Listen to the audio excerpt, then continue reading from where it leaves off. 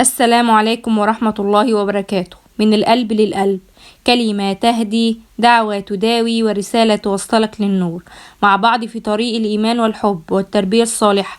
أهلا بيكي في رحلتنا الروحية. الصديق اللي صدق من أول لحظة. كل واحد فينا محتاج صاحب، بس مش أي صاحب، محتاج حد يسندك في كل لحظة ضعف، حد بيشوف الخير جواك حتى لو انت مش شايفه. النهاردة هنتكلم عن أغلى صاحب، عن الراجل اللي أول ما سمع عن النبي صلى الله عليه وسلم قال صدقت. النهاردة هنتكلم عن أبو بكر الصديق، صاحب النور وصاحب الصدق وصاحب النبي صلى الله عليه وسلم في الدنيا والآخرة. بداية الحكاية هي أبو بكر الصديق رضي الله عنه. كان راجل غني جدا، تاجر ناجح وسط الناس. لكن كان في يوم جاء النبي صلى الله عليه وسلم وقال إني رسول الله. أبو بكر الصديق ما ترددش وما قالش هفكر، ما طلبش دليل، قال من قلبه أشهد أنك رسول الله.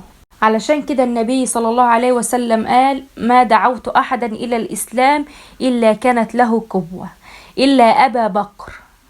ما تردد، يعني كان أول واحد يصدق وأول واحد يحضر الدعوة دي بقلبه وعقله وفلوسه وكل حاجة.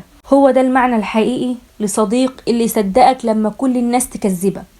أول المؤمنين، تخيل كده إنك صاحب النبي صلى الله عليه وسلم، تشوف الوحي وتسمع القرآن، أول مرة تشوف المعجزات بعينك، لكن كمان تشوف التعب والأذى والمقاطعة والظلم، وبرضه تفضل ثابت وسند وقلبه مليان باليقين. أبو بكر الصديق مش بس أمن، ده كمان بدأ ينشر الدعوة. جاب عثمان ابن عفان وزبير ابن العوام وعبد الرحمن ابن عوف، ناس كبار في الإسلام كانوا سببهم هو الرسالة. لما ربنا يرزقك إيمان، ساعد غيرك تعيشوا كمان الحب الحقيقي.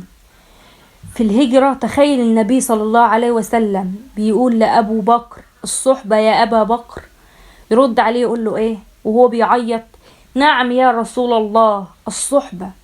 دخلوا الغار وأبو بكر كان بيحط إيده في وسط الشوك علشان لو في أي تعابين ما تأذيش النبي صلى الله عليه وسلم، ومع ذلك أبو بكر الصديق اتلدغ وسكت. سكت ليه؟ علشان النبي ما يصحاش. دي المحبة، إنك تتوجع وتكمل بس علشان ما تزعجش اللي بتحبه. في الحلقة الجاية إن شاء الله هنتكلم عن يوم ما مات النبي صلى الله عليه وسلم، والكل انهار بس الوحيد اللي وقف على رجليه وقال ما كان يعبد محمدا فإن محمدا قد مات، ومن كان يعبد الله فإن الله حي لا يموت. هو ده الصديق اللي لما الناس اتكسرت هو اللي ثبتهم. عايزين نعيش معاه كأننا شايفينه. لو الكلمة دي لمست قلبك شاركيها مع كل اللي بتحبيهم، يمكن نكون سبب في هداية، سكينة، أو تغيير شخص. ولو لسه عندك سؤال أو أي حاجة نحكي عنها اكتبيلي في التعليقات، أنا هنا ليكي دايما. ما تنسيش تعملي لايك واشتراك عشان نكمل سوا رحلتنا دي بإذن الله. كوني نور حتى في زمن العتمة. والسلام عليكم ورحمة الله وبركاته.